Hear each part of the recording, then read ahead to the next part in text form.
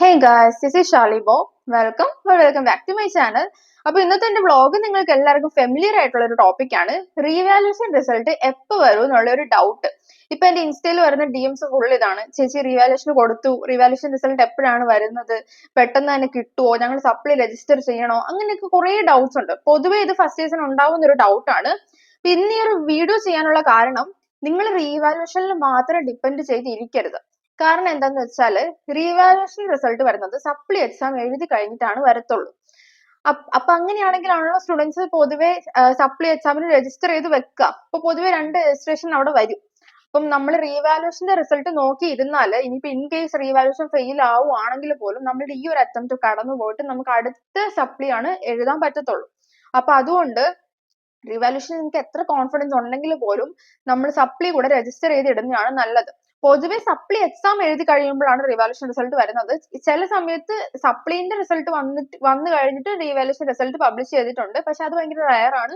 പൊതുവെ നമ്മളുടെ revaluation result ആണ് ഫസ്റ്റ് വരാറ്, മീൻസ് സപ്ലി എക്സാം കഴിഞ്ഞിട്ട്. അപ്പൊ അതുകൊണ്ട് എല്ലാവരും സപ്ലിയും കൂടെ രജിസ്റ്റർ ചെയ്തിടാം. സപ്ലി രജിസ്ട്രേഷൻ സ്റ്റാർട്ട് ആയിട്ടില്ല S1ന്റെ. അപ്പൊ അത് വരുമ്പോൾ നിങ്ങൾ അതും കൂടെ രജിസ്റ്റർ ചെയ്ത് വെക്കാം.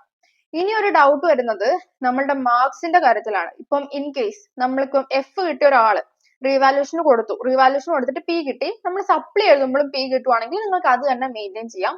അത് നിങ്ങളുടെ സപ്ലി എന്നുള്ള രീതിയിലാക്കാണ്ട് നിങ്ങൾക്ക് റീവാലുവേഷൻ ജയിച്ച പോലെ തന്നെ മെയിൻറ്റെയിൻ ചെയ്യാം. ഇനി ഇൻ കേസ് നമുക്ക് P കിട്ടി, റീവാലുവേഷന് കൊടുത്ത് P കിട്ടി, പക്ഷെ നമ്മൾ സപ്ലി എഴുതുമ്പോൾ നമുക്ക് ഒരു A അല്ലെങ്കിൽ A+ കിട്ടി എന്ന് വിചാരിക്കാം. എന്റെ അറിവ് വെച്ചിട്ട് ഇതില് ഇപ്പം 2 കാര്യം നമുക്ക് ചെയ്യാൻ പറ്റും. 2 കാറ്റഗറി ഓഫ് പീപ്പിൾ വരും. ഒന്നാമത്തെ ആൾക്കാർ എന്ന് പറയുന്നത് CGPA കുറച്ച് കൂടി നിൽക്കണം എന്നുള്ളവരാണ്. മീൻസ് സപ്ലി ഹിസ്റ്ററി ഉണ്ടായാലും കുഴപ്പമില്ല, എന്റെ CGPA കൂടി നിന്നാലും മതി, അങ്ങനെയുള്ള ആൾക്കാരുണ്ട്. അപ്പൊ അവര് പ്രിഫർ ചെയ്യുന്നത് നമ്മളുടെ സപ്ലിന്റെ മാർക്ക് എടുത്തോട്ടെ, മീൻസ് ഒരു അറ്റംപ്റ്റ് കഴിഞ്ഞിട്ടാണ് നമ്മൾ ഇത് എഴുതി കിട്ടി എന്നുള്ള രീതിയിൽ തന്നെ വെച്ചോട്ടെ എന്ന് വിചാരിക്കും.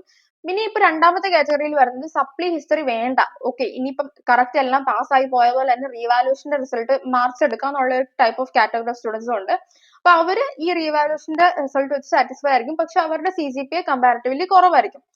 ഇനി ഇതിൽ ഏതെടുക്കുന്നതാണ് നല്ലതെന്ന് ചോദിക്കുന്ന ആൾക്കാരുണ്ട്. ഇനി ഇതിന്റെ രണ്ടിന്റെ ഡിഫറൻസ് ഞാൻ നിങ്ങൾക്ക് പറഞ്ഞു തരാം. ഇനി നമ്മളുടെ പ്ലേസ്മെന്റ് വ്യൂ പോയിന്റ് വെച്ചിട്ടാണ് ഞാൻ പറയുന്നത്. പ്ലേസ്മെന്റ് വ്യൂ പോയിന്റിൽ നമ്മളുടെ സപ്ലി ഹിസ്റ്ററിനെക്കാളും ഇമ്പോർട്ടന്റ് നമ്മളുടെ CGPAക്കാണ്. ഇപ്പം സപ്ലി ഹിസ്റ്ററി ഉണ്ടോ എന്ന് ചോദിക്കുന്ന കമ്പനീസിന്റെ എണ്ണം പൊതുവെ കുറവാണ്.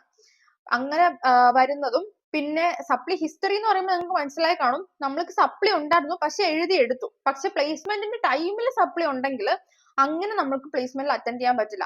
അങ്ങനെ അറ്റൻഡ് ചെയ്യാൻ പറ്റില്ല എന്ന് വെച്ചാൽ പ്ലേസ്മെന്റ് ടൈമിൽ നമുക്ക് സപ്ലി ഉണ്ടെങ്കിൽ അതിന്റെ മീനിങ് നമ്മുടെ CGPA 6.5 കുറവായിരിക്കും എന്നുള്ളതാണ്. അപ്പൊ ആ ഒരു ടൈമിൽ നമുക്ക് മിക്ക പ്ലേസ്മെന്റ്സും അറ്റൻഡ് ചെയ്യാൻ പറ്റില്ല. അതുകൊണ്ട് പ്ലേസ്മെന്റ് ടൈമിൽ മാക്സിമം നിങ്ങളുടെ എല്ലാവരുടെയും സപ്ലി ക്ലിയർ ആയിരിക്കണം. പിന്നെ ഒരു കാര്യം, നിങ്ങളുടെ CGPA നിങ്ങൾ നേരത്തെ സപ്ലി എഴുതി ഇംപ്രൂവ് ചെയ്തിട്ടുണ്ടെങ്കിൽ അതും വലിയൊരു കാര്യമാണ്. മീൻസ് CGPA ഇത്ര ഉണ്ടോ എന്ന് ചോദിക്കുന്ന കമ്പനീസ് കൂടുതലാണ്. എല്ലാ കമ്പനീസും ഒരു 80% ഓഫ് കമ്പനീസും 6.5 ആ ഒരു റേഞ്ച് ആണ് പറയുന്നത്. ചില കമ്പനീസ് മാത്രം ഇങ്ങനെ 7.5, 8 അങ്ങനെയൊക്കെ ചോദിക്കുന്ന കമ്പനീസും ഉണ്ട്. ഇപ്പൊ നമ്മളുടെ സപ്ലി ഹിസ്റ്ററി ചോദിക്കുന്ന കമ്പനീസ് കുറവാണ്. സപ്ലി നിലവിലുണ്ടോ എന്ന് ചോദിക്കുന്നവരാണ് കൂടുതലായിട്ട് വരുന്നത്. അപ്പൊ ഈ 2 കേസ് എടുത്താലും ഏകദേശം നമ്മുടെ പ്രോബബിലിറ്റി 50-50 തന്നെയാണ് കിട്ടുന്നത്.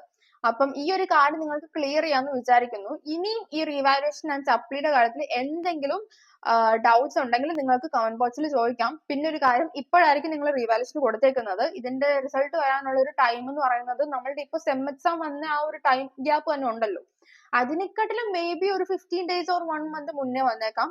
യൂഷ്വലി ഇത്രയും ടൈം തന്നെ റീവാലുവേഷൻ റിസൾട്ട്സിനും എടുക്കാറുണ്ട്. അപ്പം വീഡിയോ യൂസ്ഫുൾ ആയിരിക്കും എന്ന് വിചാരിക്കുന്നു. അപ്പൊ നിങ്ങൾക്ക് എന്റെ വീഡിയോസ് കാണാൻ ഇതുപോലെ ഇഷ്ടമുണ്ടെങ്കിൽ please like, share and subscribe my YouTube channel guys and keep supporting. By.